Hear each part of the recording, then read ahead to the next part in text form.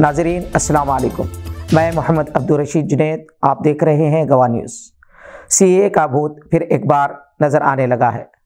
मरकज़ी वज़ीर मिस्टर ठाकर ने अंदरून एक हफ़्ता मुल्क भर में सीएए के नाफिज होने का ऐलान किया है। ये इलेक्शन 2024 की तैयारियों की एक कड़ी है, ताहम अवाम बिलखुसूस मुसलमानों को गफलत में नहीं रहना चाहिए, क्योंकि एहतजाज अपनी जगह, आगे के हालात अपनी जगह। अगर हम अपने दस्तावेज़ात को तैयार रखें और ना हो तो उसे तैयार करवा लें तो कोई मसाइल पेश नहीं आएंगे। नाजरीन, आपको ये जान लेना चाहिए कि हिंदुस्तानी शहरी होने के लिए हमें ज़रूरी है कि उन हक़ाइक़ से वाकिफ़ हों जो सीएए के निफाज़ के बाद मसाइल बन सकते हैं। जस्टिस जीएम अकबर अली ने शहरियत एक्ट 1955 ईस्वी के हवाले से हिंदुस्तानी अवाम को मशवरा दिया है कि अपने घर में मौजूद हर फर्द की तारीख़ पैदाइश नोट कर लें। इन तारीख़ पैदाइश को 3 हिस्सों में तकसीम कर लें।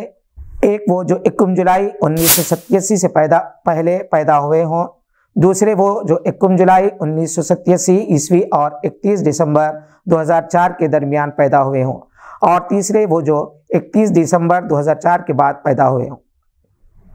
जो लोग 21 जुलाई 1987 ईस्वी से पहले पैदा हुए हैं वो इस बात को यकीनी बनाए कि इनके पास पैदाइश का सर्टिफिकेट या पासपोर्ट में से कोई एक लाजमी तौर पर हो। अगर इनमें से कोई एक इनके पास मौजूद है तो इनको पैदाइशी तौर पर बराह रास्त हिंदुस्तानी माना जाएगा। इनको किसी और सबूत की ज़रूरत नहीं है। 21 जुलाई 1987 के बाद पैदा होने वाले तमाम अफराद इस बात को यकीनी बनाए कि इनके पास पैदाइश का सर्टिफिकेट ज़रूर मौजूद हो।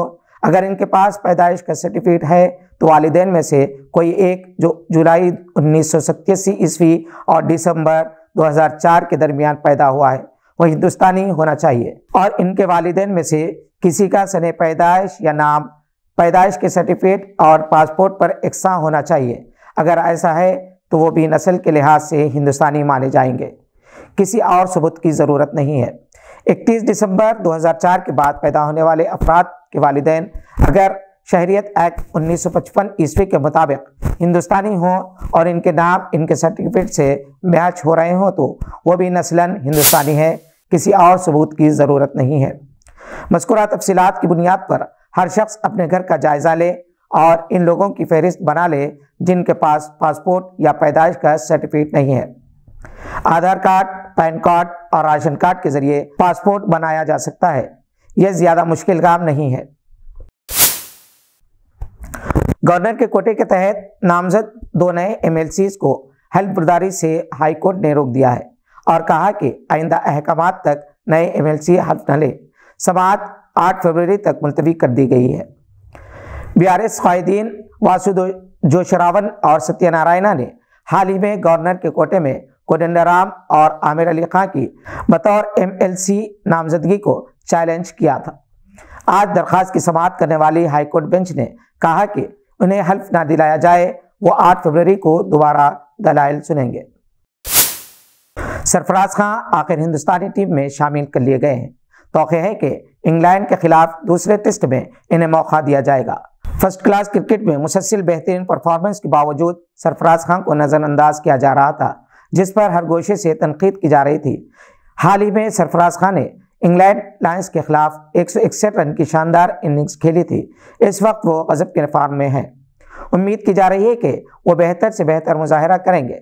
फर्स्ट क्लास क्रिकेट में सरफराज के रन बनाने की औसत तकरीबन 70 रन फी मैच है। इन्होंने 66 मैच में 3912 रन, 14 सेंचुरीज और 11 हाफ सेंचुरीज की मदद से बनाए हैं, जिनमें 301 रन की शानदार इनिंग्स शामिल है।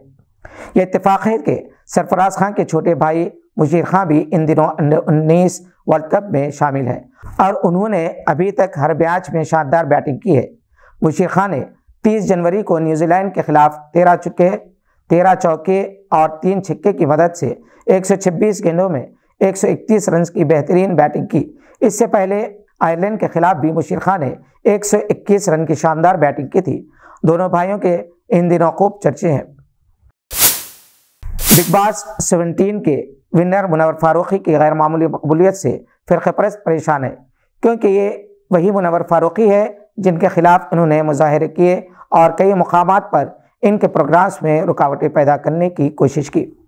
मुनव्वर फारूकी ने जहां बिग बॉस का टाइटल जीता, इससे पहले इन्होंने कंगना रनावत के रियलिटी शो लॉकअप की चैंपियनशिप भी जीती थी।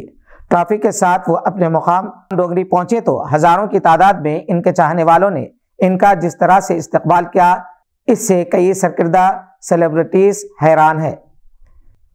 अगर आप हमारे चैनल पर नए हैं तो सब्सक्राइब करते हुए बेल आइकॉन दबाना ना भूलें। शुक्रिया, खुदा हाफिज़।